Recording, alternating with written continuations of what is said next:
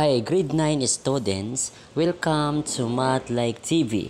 Ngayon po mayroon sa ating nag-comment na ang sabi niya, "Hi po, pwede po mag-tutorial ka nito." So ngayon ating papaliwanag pag-solve sa problem regarding sa direct variation.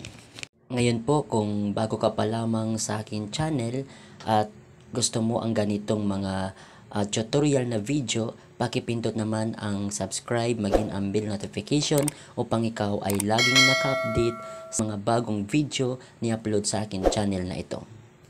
Now without further ado, ating nang simulan. Ito ang given problem sa direct variation na ikinoment ng ating subscriber. So, ang given, if y varies directly as x and y equals 5/2, when x equals 15, find y when x equals 3.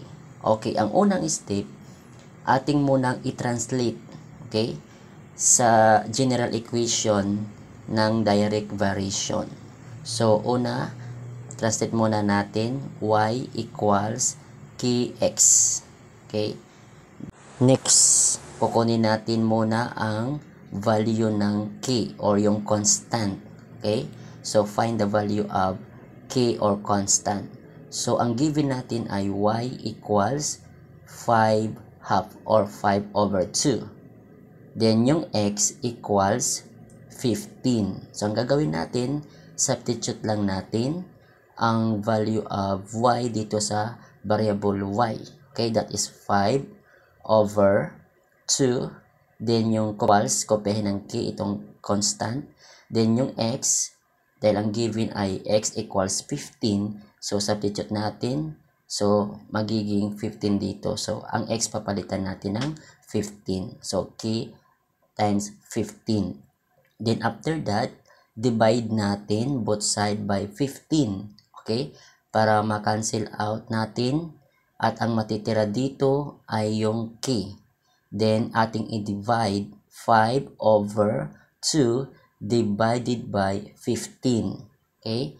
So itong 15 meron siyang denominator na 1. Okay? So lagyan natin ng 1 para hindi kayo malito.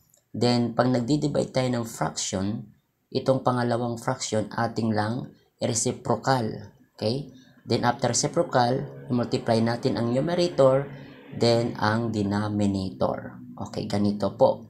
Then 5 times 1, that is 5. 2 times 15, that is 30. So 5/30. Ngayon, ating siyang i-reduce to lowest term. So divide numerator and denominator by 5.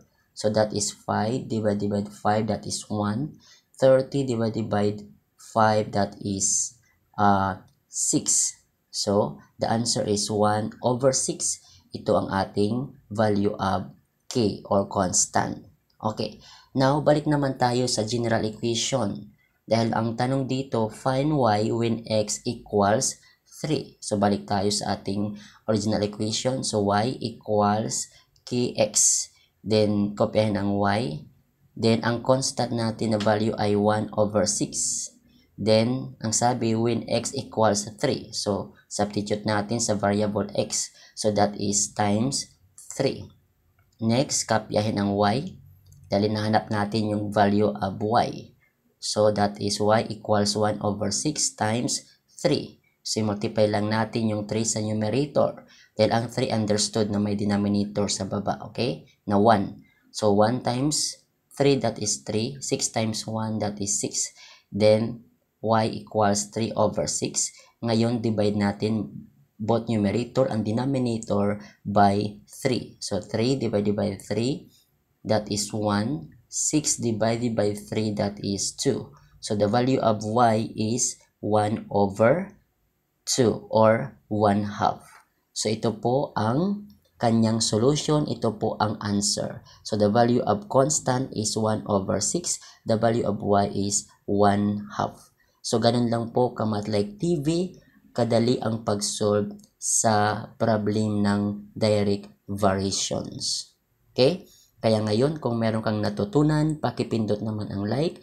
At kung bago ka pa lamang sa akin channel, pakipindot naman ang subscribe, maging ang bell notification upang ikaw ay laging naka-update sa mga bagong video ni upload sa akin channel na ito. Maraming salamat po sa inyong panunood.